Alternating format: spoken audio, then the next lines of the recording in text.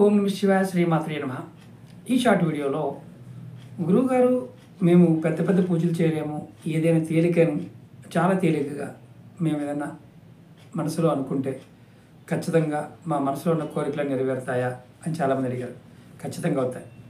మన పూర్వీకులు మనకి చాలా అద్భుతమైన కొన్ని పదాలను చెప్పడం జరిగింది.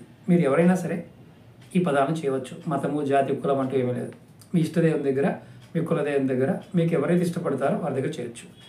ఈ పదాలను మీరు మనసులో అక్కడికి వెళ్ళినప్పుడు నమస్కారం చేసుకున్నప్పుడు ఇలా అనుకోవాలి: స్వామి, నీ అనుగ్రహ శక్తితో, తిరోధాన శక్తితో, ఇచ్ఛాశక్తితో, క్రియాశక్తితో, జ్ఞానశక్తితో నాకు అనుగ్రహం కలగచేయి అని మనసు అనుకోండి.